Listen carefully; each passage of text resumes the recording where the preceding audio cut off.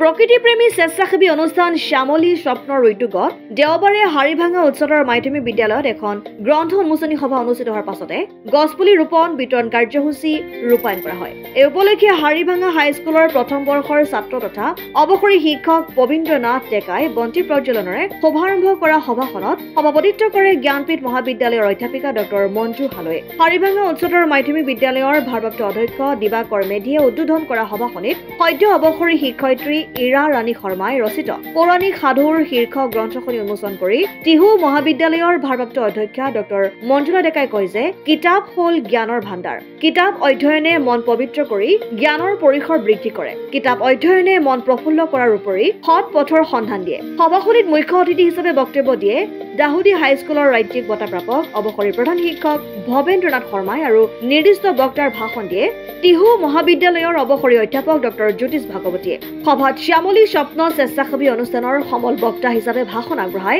142 নং বালি প্ৰাথমিক বিদ্যালয়ৰ প্ৰধান শিক্ষক ঘনশ্যাম দাসে। আজি 2024 খ্ৰীষ্টাব্দৰ 30 জুন আজি মোৰ কৰ্মজীৱনৰ শেষৰ দিন আৰু আজিৰ দিনটোত যোৱা 2015 চনত শ্যামলী স্বপ্ন নামৰ এটা অনুষ্ঠানৰ জন্ম দিছিলোঁ আৰু যিটো আঁচনি হিচাপে গ্ৰহণ কৰিছিলোঁ 10 বছৰীয়া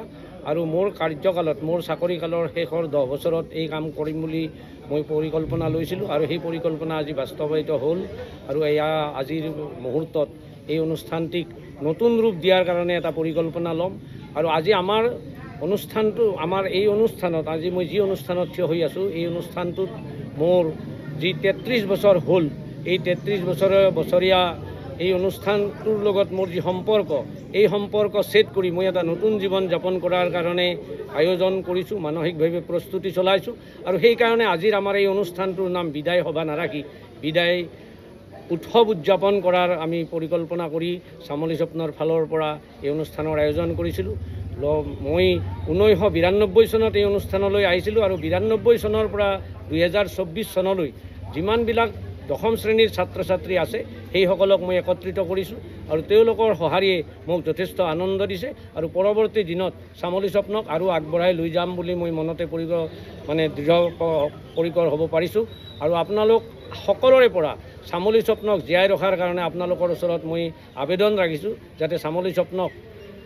প্ৰকৃতি সুৰক্ষাৰ এটা অনুষ্ঠান হিচাপে গঢ় দি নিব পাৰোঁ, তাৰ কাৰণে আপোনালোক সকলোৰে পৰা শুভেচ্ছা কামনা কৰিছোঁ। অসম আদিত্য, নলবাৰী।